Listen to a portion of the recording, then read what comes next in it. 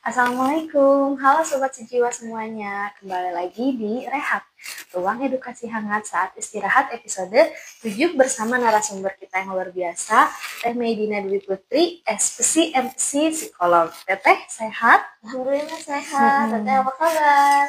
Alhamdulillah baik, Teh.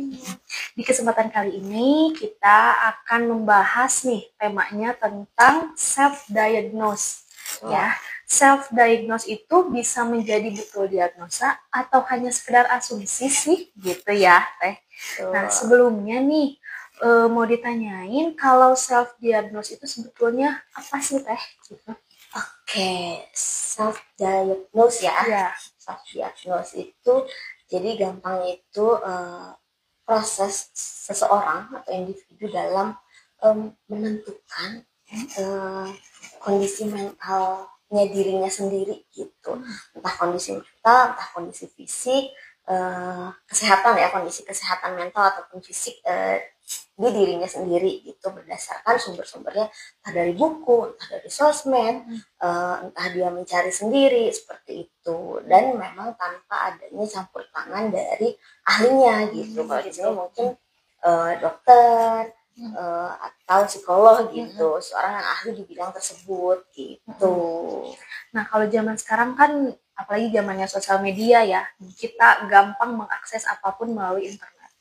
Nah, terus di sosial media itu kalau misalnya kita berselancar nih, banyak kayak mungkin konten edukasi yang menunjukkan kalau bipolar, NPD atau misalnya atau hal apa ADHD misalnya tuh ada ciri-cirinya. Terus kalau misalnya kita baca, misalnya kita renungi, kadang misalnya kalau orang tuh kayaknya aku ini deh, kayaknya aku ngalamin ini deh gitu tanpa mereka memvalidasi ke tenaga kesehatan lebih lanjut ya. Kenapa sih anak-anak zaman sekarang tuh bisa lebih percaya dengan apa yang mereka baca tanpa ke tenaga profesional gitu, Teh?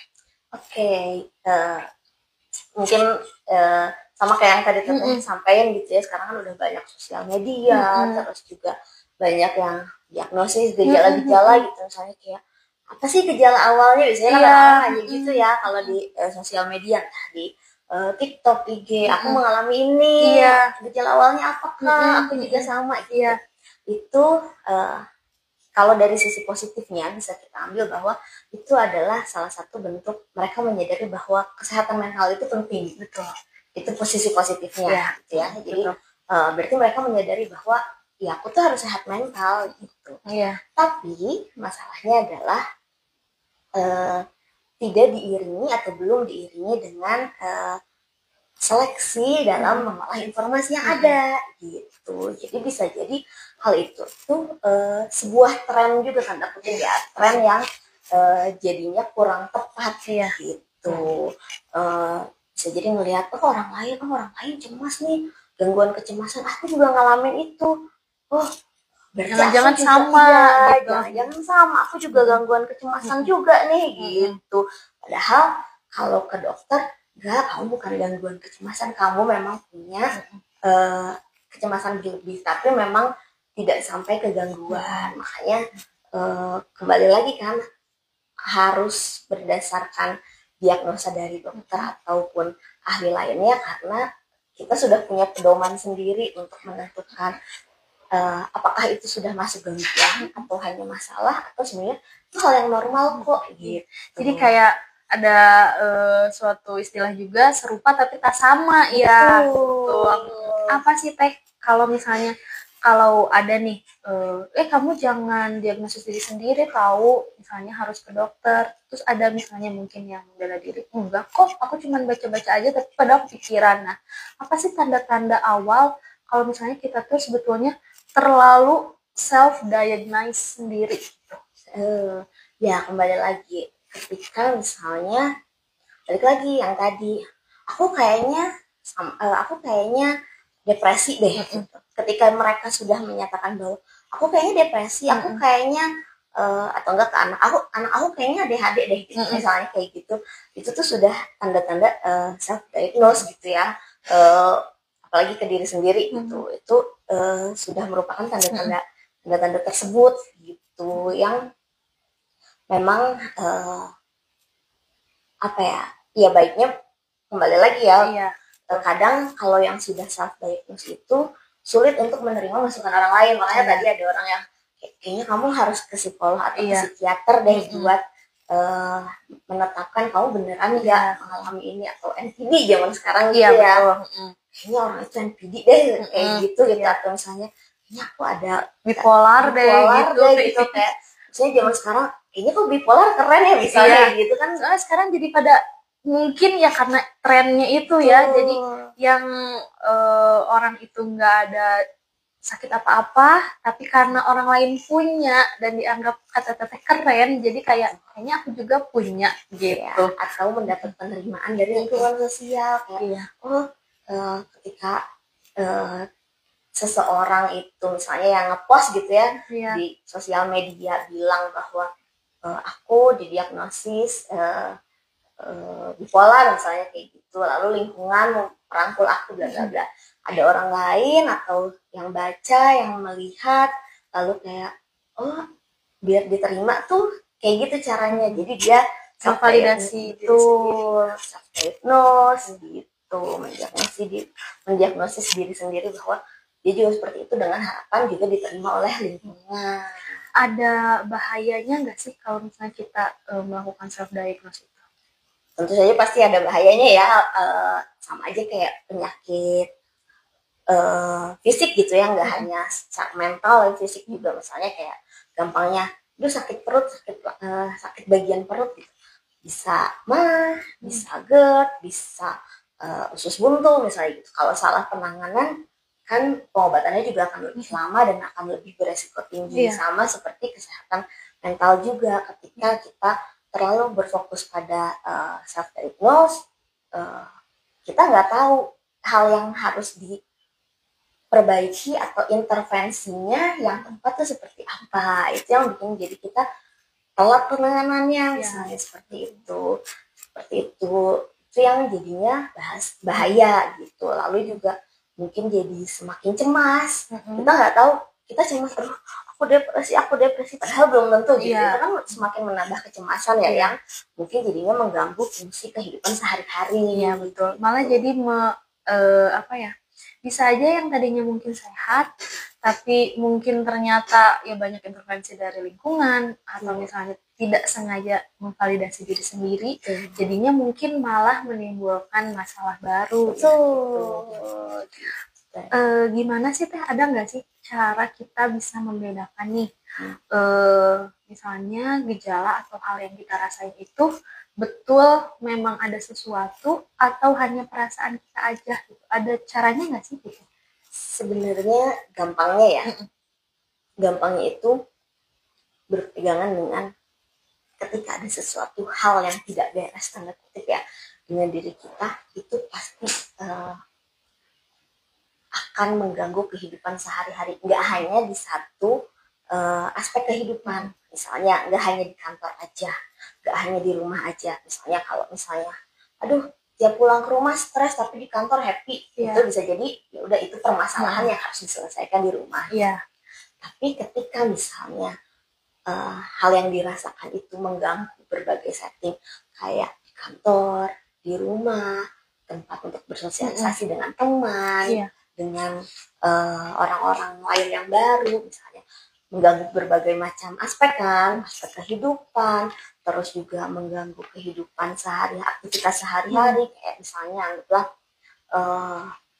kayak kalau nggak keluar rumah males mandi, itu hal yang wajar. Tapi kalau misalnya males mandinya lama sampai berhari-hari, sampai berbulan-bulan, atau bahkan keluar rumah tetap nggak mau mandi juga, itu kan mengganggu aktivitas sehari-hari gitu. Itu patut untuk di notice lah gitu, bahwa kayaknya ada yang salah nih, dicurigai lah ya. Betul, patut dicurigai gitu, baik oleh diri sendiri maupun oleh lingkungan, ataupun misalnya hal itu mengganggu diri sendiri dan lingkungan sekitar. Kadang kita mungkin nggak nyadar bahwa kita mengganggu gitu, tapi ternyata hal itu mengganggu di orang sekitar ya. Iya, orang sekitar, dan banyak gitu orangnya yang merasa tanda kutip terganggu dengan hal itu gitu. Itu bisa jadi menjadi hal yang harus dicurigai tadi. Kalau misalnya nih, yang kata Teteh tadi, kita udah punya gejala-gejala tertentu nih, langkah awal apa sih yang harus kita lakukan gitu. Terus masih banyak juga mungkin sobat sejiwa yang bingung. Kalau misalnya saya punya gejala tertentu, kita harus kemana sih, langkah awalnya harus apa? Harus ke psikolog dulu atau harus ke psikiater? Banyak yang keliru nih, Teh. Jadi harus gimana gitu? Oke, sebenarnya kalau dari pengalaman gitu ya, dua-duanya adalah hal yang benar gitu. Tidak ada hal yang salah, tidak ada ini harusnya ke psikolog dulu atau ke psikiater dulu ya gitu, karena kita memang profesi yang saling beririsan. Kalaupun misalnya coba ke psikiater dulu, oke, ke psikiater dulu misalnya didiagnosis sama psikiater, membutuhkan konsumsi obat dan segala macam, tetap membutuhkan psikolog, ya akan tetap membutuhkan psikolog. Psikiater pasti akan merujuk ke psikolog untuk melakukan sesi psikoterapinya, konselingnya dan segala macamnya gitu. Kalau misalnya mau ke psikolog dulu, ya bisa-bisa aja gitu, ke psikolog dulu. Ketika kayaknya ini sudah sangat mengganggu kehidupan sehari-hari, boleh ke psikiater, nanti bisa balik lagi ke psikolog ketika sudah mengkonsumsi obat, ada dosis yang tepat segala macam, sudah lebih kooperatif misalnya gitu, bisa kembali lagi ke psikolog, bisa aja gitu.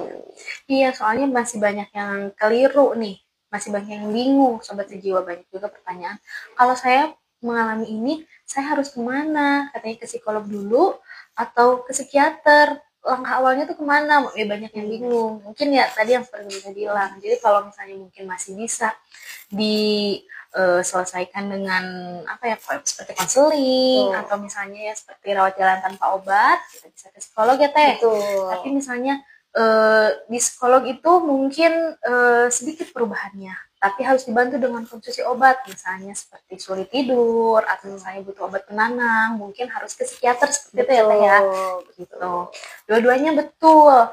Nah, bagaimana sobat sejiwa merasakan apa yang dibutuhkan, terus misalnya bagaimana apa namanya untuk penyembuhannya, itu pilihan sobat sejiwa semua ya Teh ya. Yang penting kita harus aware dengan diri kita juga, tapi sebisa mungkin hindari self diagnose itu gitu. Karena nggak selalu ke psikolog ya, saya sebagai psikolog gitu ya, ke psikolog nggak harus kok kalau udah punya masalah berat gitu, mau curhat-curhat, ingin konseling biasa, itu pun kita menerima kok gitu. Tapi berarti itu masalahnya nggak harus sampai ke psikiater misalnya gitu. Itu permasalahan umum di lingkungan sehari-hari yang mungkin orangnya butuh untuk mengeluarkan apa yang dirasakannya. Kita juga terbuka gitu, jadi nggak harus kayak harus udah parah, harus udah nggak bisa ngapa-ngapain baru ke psikolog atau ke psikiater juga gitu. Iya, jadi jangan merasa kalau udah punya pasti suatu masalah atau misalnya yang ke psikolog itu pasti udah punya sesuatu gitu ya. Nah, nggak juga ya. Kita kalau misalnya nggak punya teman curhat, nggak punya teman ngobrol, bisa juga ya ke psikolog. Bisa banget kok. Atau misalnya kalian butuh solusi, mungkin butuh teman untuk mendengar, boleh ke psikolog juga ya Teh ya. Kalau misalnya ini Teh, ada sobat sejiwa nih di rumah yang merasa nggak tenang atau lagi merasa cemas, tapi belum mau ke tenaga profesional. Ada cara nggak di rumah, gimana sih caranya biar nggak merasakan hal itu gitu? Oke, cara termudah yang sebenarnya tidak mudah juga untuk dilakukan orang-orang yang sedang cemas atau sedang merasa tidak nyaman dengan dirinya gitu. Salah satunya adalah misalnya teknik pernafasan gitu. Lakukan teknik pernafasan sederhana, atau misalnya yang suka olahraga yoga itu kan juga teknik pernafasan ya, itu diaktifkan lagi misalnya gitu. Terus teknik pernafasan sederhana itu 478 gitu, tarik nafas 4 detik, tahan 7 detik, buang dari mulut 8 detik, itu dilakukan secara berkali-kali. Mungkin udah pernah tapi kok nggak bisa ya misalnya kayak gitu. Bisa jadi memang kurang tenang gitu, karena kan yang namanya orang cemas, orang panik, itu kan cukup susah untuk mengelola apa yang dirasakannya ya. Tapi setidaknya harapannya dengan teknik nafas yang rileks, yang tepat, itu tuh bisa masuk ke oksigen, bisa masuk ke otak, yang bisa membantu untuk berpikir lebih jernih kayak gitu. Atau bisa dengan teknik grounding yang coba lihat 5 benda yang ada di sekitar gitu. Jadi secara kita mengaktifkan sisi kognitif kita gitu. Sisi kognitif kita aktif, yang harapannya secara emosional kita bisa lebih turun gitu. Jadi gejolak emosinya turun, kognitifnya aktif, itu bisa sedikit mengalihkan gitu, tapi nggak bisa benar-benar yang menghilangkan banget. Iya. Tuh. Ada teknik ini ya, kalau nggak salah banyak sih teknik untuk menulis diary juga bisa ya? Bisa. Jadi meluapkan kekesalannya mungkin dalam bentuk tulisan ya, atau kecemasannya dalam bentuk tulisan. Tuh. Mungkin banyak yang ya balik lagi nggak punya teman ngobrol, mungkin nggak punya teman curhat, atau mungkin nggak bisa ngeluarin atau mengekspresikan perasaannya, jadi dalam bentuk tulisan juga bisa ya? Bisa. Itu kembali lagi ke hobi atau kesenangan masing-masing gitu, yang sekiranya bisa untuk mengalihkan perasaan-perasaan. Mencari kesibukan juga bisa ya? Betul, bisa gitu. Kalau misalnya udah dibahas sama Teteh tadi, keadaan apa atau kita sudah merasa seperti apa nih yang memang harus benar-benar kita itu pergi ke psikolog atau psikiater? Kembali lagi ke yang tadi mungkin ya, yang sudah sempat dijelaskan bahwa ketika itu mengganggu berbagai aspek kehidupan, itu sangat amat perlu menjadi warning atau peringatan buat kita. Misalnya jadinya kayak makannya terlalu banyak, atau nggak mau makan, atau pokoknya itu mengganggu lah, mengganggu sosial, mengganggu pekerjaan, mengganggu belajar dan segala macamnya. Itu menjadi salah satu warning yang mudah dan penting untuk diingat gitu. Sisanya seperti apa ya, itu kembali lagi ke ahlinya ya gitu. Gitu kurang lebih itu sih yang memang harus jadi pegangan gitu. Kalau hanya mengganggu satu aspek kehidupan aja, lalu juga tidak terlalu menjadi gangguan terhadap orang lain, ini itu adalah masalah umum yang memang biasa terjadi sehari-hari yang harus diselesaikan. Peran keluarga dan peran orang sekitar juga itu penting berarti ya, Teh? Sangat amat penting sekali. Jadi mungkin kalau misalnya diri kita mengalami sesuatu, tapi kebanyakan kan kalau misalnya kita mengalami sesuatu, ada yang memang oh iya menerima saya mengalami ini, tapi ada juga yang mungkin enggak gitu, menolak untuk mengakui mungkin ya. Nah, kalau misalnya peran orang sekitar atau bahkan keluarganya mungkin aware ya, balik lagi untuk membantu orang tersebut, mungkin yang warning yang tadi Teteh bilang jadi tidak terlewat dan tidak telat ya. Betul. Untuk berobat gitu. Betul. Ya. Karena kebanyakan mungkin kalau ada mungkin diri kitanya butuh pertolongan tapi malu, tapi takut, atau misalnya orang sekitar atau bahkan keluarganya tidak aware gitu ya.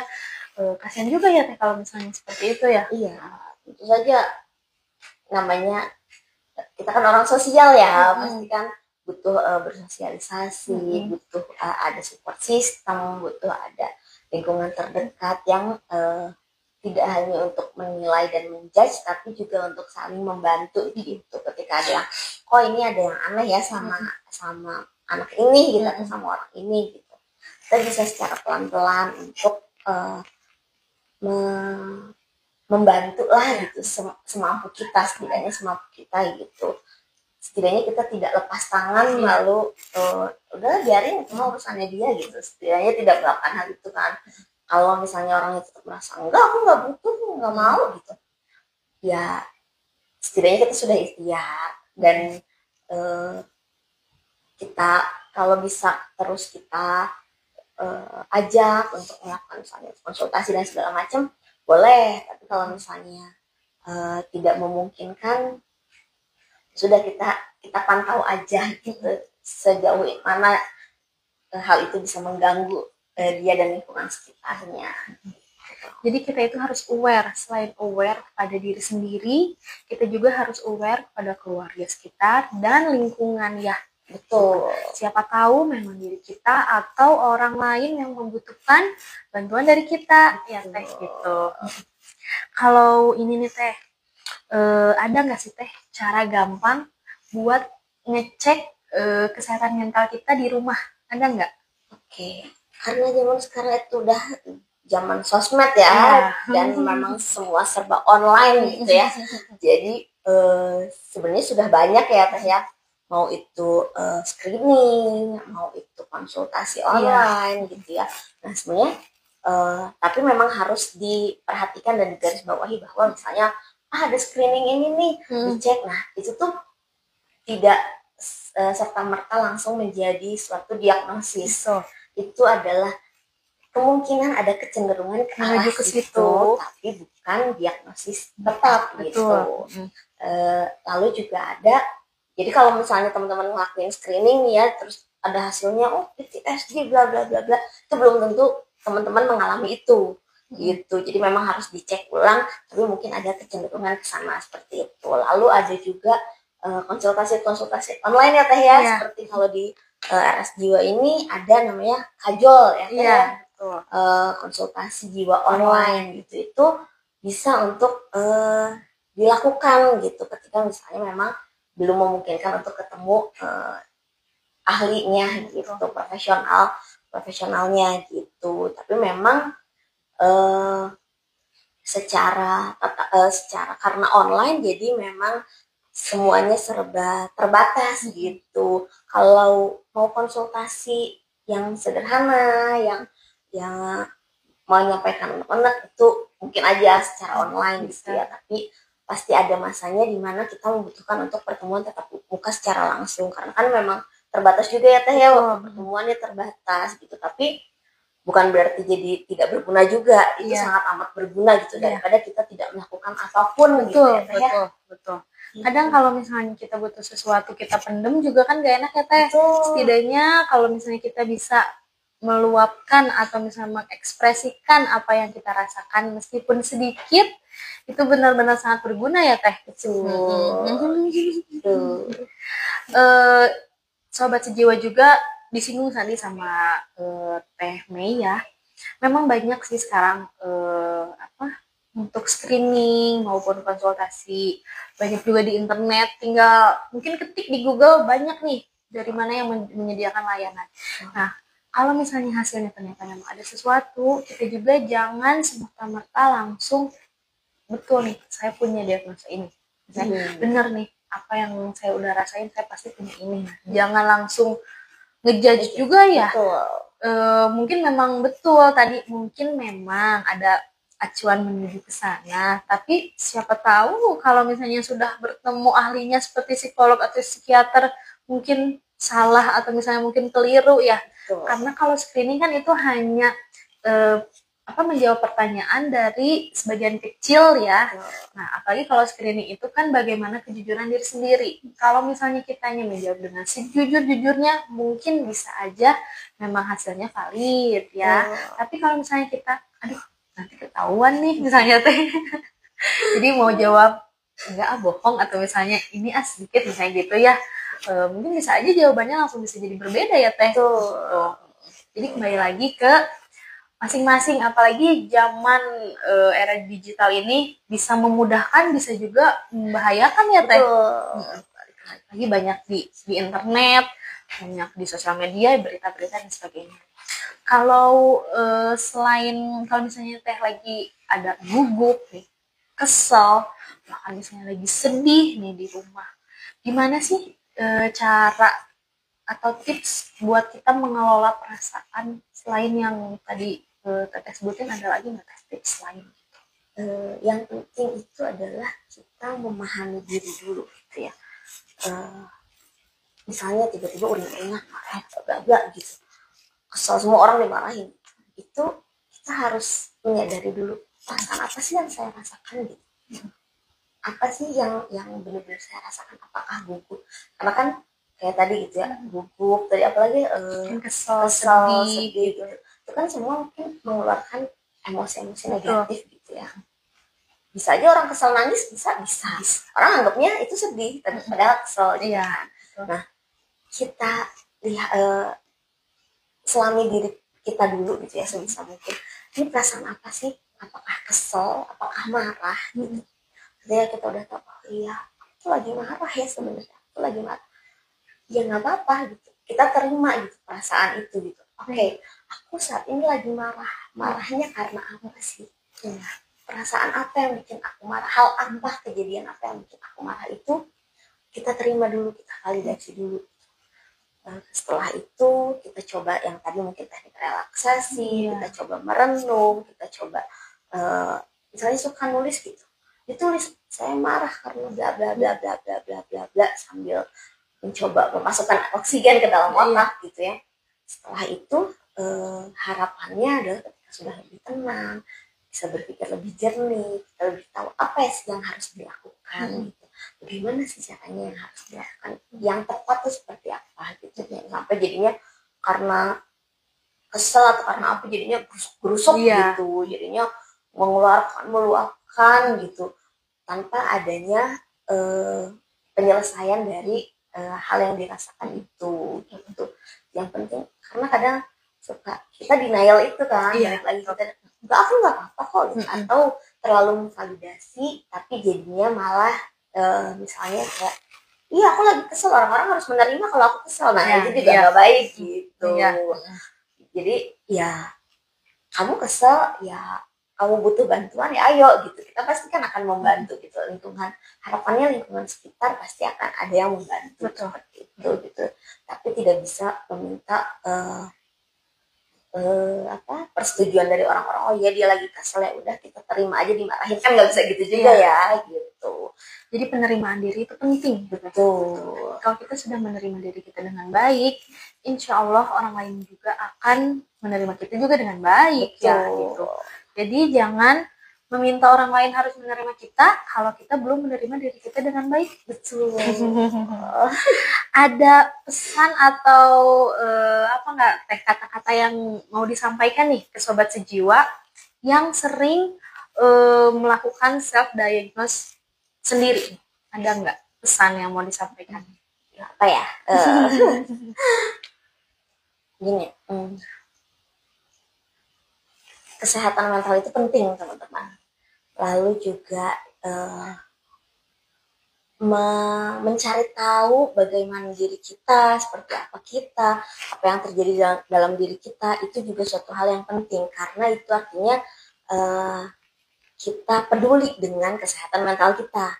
Tetapi kita tetap butuh bantuan profesional yang tepat untuk menentukan langkah apa yang sesuai dengan apa yang kita rasakan. Jangan sampai hal positif dari diri kita terkait dengan kita butuhkan kesehatan mental nih gitu. Kita peduli dengan kesehatan mental tapi kita salah penanganan terhadap diri kita sendiri. Itu sama aja dengan niatnya untuk mencintai diri tapi justru malah menjatuhkan diri kita sendiri, seperti itu. Jadi jangan takut untuk ke profesional ketika memang teman-teman membutuhkan bantuan seperti itu. Betul. Nah, teman-teman, tadi kita sudah membahas tentang self diagnose ya, dari mulai apa itu self diagnose, terus bahayanya seperti apa yang harus dilakukan, ada tips-tips juga dari Teteh tadi. Nah, sangat bermanfaat juga tadi ilmunya, banyak juga kita sharing ya Teh tadi untuk sobat sejiwa yang ada di rumah maupun lagi kantor, lagi menonton live kita. Teh Reta pada pertanyaan? Mungkin informasinya udah sangat jelas mungkin ya Teh tadi. Alhamdulillah. Udah mulai dikupas sih dari mulai pengertiannya, dari mulai hal apa yang harus dilakukan, gejalanya seperti apa, udah sangat informatif banget nih Teh gitu ya. Nah untuk teman-teman juga, karena sekarang lagi balik lagi nih, teman-teman lagi di era digitalisasi, semuanya menggunakan internet, sosial media, kita berselancar di internet itu gampang. Untuk teman-teman bukan berarti tidak boleh ya Teh mengambil informasi dari internet maupun media sosial, boleh-boleh aja ya Teh.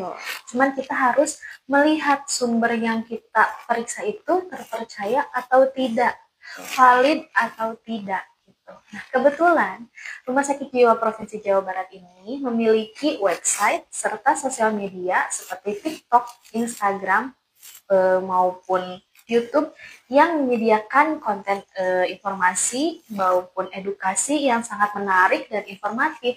Jadi Sobat Sejiwa semua di rumah bisa scroll, lihat di rumah ya informasi-informasi yang Rumah Sakit Jiwa sediakan. Sudah pasti informasi yang kita berikan itu terpercaya, sudah pasti ya Teh.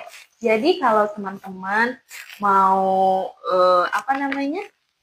mau mencari informasi ataupun mau mencari edukasi, bisa ke sosial media kita maupun TikTok, Instagram, YouTube, ataupun website Rumah Sakit Jiwa Provinsi Jawa Barat.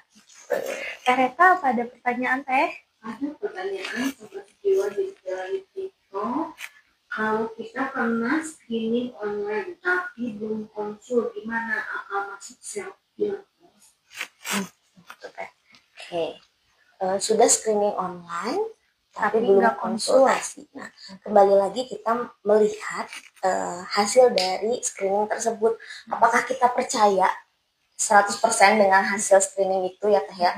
Lalu hal itu mengganggu kehidupan sehari-hari, bikin jadi tambah cemas, bikin jadi nggak nyaman, membuat jadi kepikiran terus gitu. Ketika itu terjadi dan merasa bahwa iya nih aku bener nih kayak gini nih sesuai screening, itu bisa masuk ke self diagnosis itu gitu. Tapi ketika hasilnya seperti ini ya, tapi itu tidak mengganggu aku, kayak ya udah saya cuma mau ikutan screening doang, hasilnya gini ya sudah, biasa aja gitu, tidak mengganggu kehidupan sehari-hari, tidak jadi kayak aku orangnya begini gitu. Itu belum nyampe ke sana gitu. Itu hanya mungkin pengen tahu, penasaran gitu. Tapi kalau misalnya buat penasaran, ingin coba lebih tahu bener nggak ya gitu, tapi nggak nyampe mengganggu kehidupan sehari-hari, dan pengen ke profesional, mangga-mangga aja gitu. Tapi enggak juga enggak masalah kalau memang tidak mengganggu. Tidak mengganggu. Kembali lagi ke apakah itu mengganggu atau enggak ya Teh ya. Ya, dan sepercaya apa sih kita sama hasil itu? Ya, gitu. Karena kalau hasil screening itu memang kadang betulan memang valid atau tidaknya bagaimana kita mengisi pertanyaan itu ya. Kalau misalnya kita ada kurang memahami pertanyaan atau misalnya salah menjawab pertanyaan atau kita tidak jujur menjawab pertanyaan, bisa membuat hasilnya itu kurang valid atau misalnya mungkin jawabannya ya berbeda ya. Gitu ya Teh. Teh Reta, apa ada pertanyaan lagi Teh?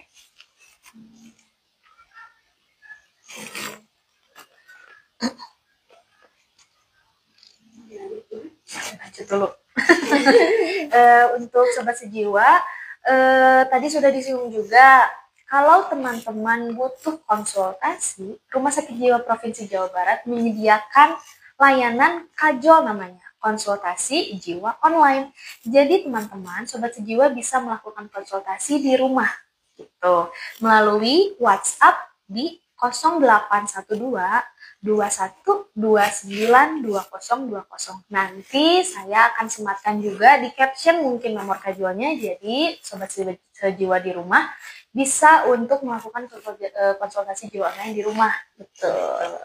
Ada lagi Teh Reta? Ini ada dari TikTok, pada saat kita lagi kecemasan, terus kita mendiagnosa diri sendiri, jadi sedih berlebihan juga. Yang tadi itu, jadi mendiagnosa sendiri nih, kayaknya saya cemas, terus jadi kepikiran, terus akhirnya jadi sedih berkelanjutan ya Teh. Gimana nih tindak lanjutnya? Itu kembali lagi ya, ketika memang kita sudah sulit, merasa kesulitan gitu untuk menangani diri kita sendiri, setidaknya seperti itu ya, dan sulit untuk berfungsi dengan baik kan, kebayangnya kayak cemas, terus jadinya kayak takut untuk melakukan apapun gitu kan. Itu sudah sebaiknya memang segera untuk mencari profesional gitu untuk gimana cara mengatasinya, apakah misalnya sudah di tahap untuk minum obat misalnya kayak gitu, berarti kan harus ke psikiater melakukan minum untuk tahu dosisnya minum obat itu bagaimana gitu. Tapi kalau misalnya ternyata oh enggak, ini kecemasannya masih bisa ditangani gitu, atau misalnya butuh sudut pandang lain gitu, butuh insight lain, mau ke psikolog dulu juga nggak apa-apa misalnya kayak gitu. Yang penting adalah intinya adalah kita masih bisa berfungsi gitu, kita masih bisa untuk melakukan aktivitas sehari-hari yang memang kita nikmatin gitu, kita jalanin gitu. Itu yang kunci pentingnya gitu. Kalau udah sampai nggak bisa, atau sebenarnya kalau kita merasa kita sudah kewalahan dengan diri sendiri dan kita butuh pun, ya kembali lagi ke pernyataan yang sebelumnya ya, bahwa ke psikolog nggak harus punya masalah yang berat banget baru ke psikolog. Nggak harus juga. Mau saya pengen konsultasi ngobrol aja mungkin ya. Iya, pengen ngobrol aja, pengen mendapatkan insight sudut pandang yang lain gitu, ya boleh-boleh aja gitu. Nggak harus sampai tidak berfungsi banget secara seluruh aspek kehidupan baru datang, yaitu bisa jadi udah telat juga. Iya, gitu. Betul. Gitu. Jadi balik lagi ya teman-teman, kalau misalnya sudah mengganggu ke kehidupan pribadi atau misalnya mengganggu ke orang sekitar, memang lebih baiknya ke tenaga profesional maupun psikolog atau psikiater gitu. Tapi bisa juga yang tadi saya sampaikan, kalau misalnya saya malu nih, saya takut atau saya nggak tahu nih harus kemana misalnya gitu, bisa melakukan konsultasi jiwa online yang tadi saya sebutkan via WhatsApp. Nanti nomor teleponnya saya sematkan di caption ya. Nah, nanti di Kajol itu teman-teman bisa mendapatkan konsultasi gratis dengan psikolog atau psikiater ya. Tapi jika tidak tertangani juga, itu misalnya tidak ada perubahan yang berarti banget nih gitu, atau saya pengen ketemu langsung, karena kan via WhatsApp itu atau via chat itu terbatas ya Teh ya, bisa nanti oleh adminnya diarahkan untuk datang ke Rumah Sakit Jiwa Provinsi Jawa Barat. Jangan malu dan jangan takut juga. Kalau misalnya datang ke Rumah Sakit Jiwa Provinsi Jawa Barat ini belum tentu udah pasti stigmanya ya. Mungkin gila nih, mungkin maaf ya Teh ya, gila nih atau apa nih. Tidak juga ya gitu. Jadi kalau misalnya teman-teman butuh pertolongan, jangan lupa cari bantuan ke tenaga profesional atau ke keluarga atau ke orang sekitar.